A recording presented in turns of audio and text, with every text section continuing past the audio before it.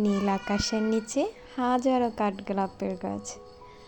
কাঠগোলাপ আমার খুবই পছন্দের, আর তা যদি হয় রং বেরঙের তাহলে তো কোনো কথাই নেই। আসসালামু আলাইকুম এভরিওয়ান। আজ দুজনে মিলে চলে গিয়েছিলাম বাসার পাশে ছোট্ট একটি নার্সারিতে। সেখানে ছিল অসংখ্য কাঠগোলাপের গাছ। প্রিয় মানুষটি আমার চুলে কাঠগোলাপ গুঁজে দিচ্ছিল। কাঠগোলাপ আমার খুবই পছন্দ, আর তা যদি হয় রং বেরঙের তাহলে তো কোনো কথাই নেই।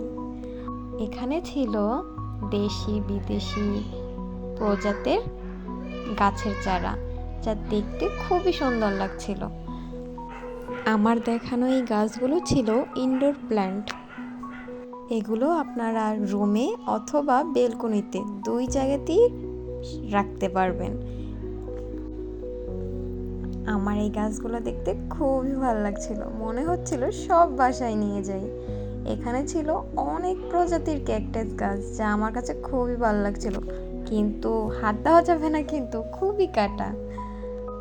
আমি চেষ্টা করছি দূর থেকে এই গাছগুলো দেখানোর, কারণ এই গাছের গায়ে খুবই কাটা ছিল, আর পাশে গেলে হাতে পায়ে লেগে যেতে পারতো। আমরা সেখান থেকে বের হয়ে বাহিরের কিছু গাছ দেখছিলাম। এখানে অসংখ্য গাছ ছিল, ফলের গাছ, ফুলের গাছ। আমি এখানে ঘোরাঘুরি করছিলাম যে কি কি গাছ আমাদের বাসার জন্য নেওয়া যায়।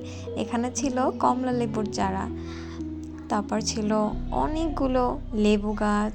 আর এটা কি ফল আমরা দুজনের মধ্যে কেউই বুঝতে পারছিলাম না। কেউ যদি জেনে থাকেন এই ফলটির নাম, অবশ্যই কমেন্টে জানাবেন। অবশেষে বিকেল গড়িয়ে সন্ধ্যা নেমে এলো।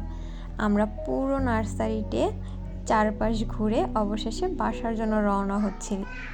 আজকের মতো এই পর্যন্ত। সবাই ভালো থাকবেন। আল্লাহ হাফেজ।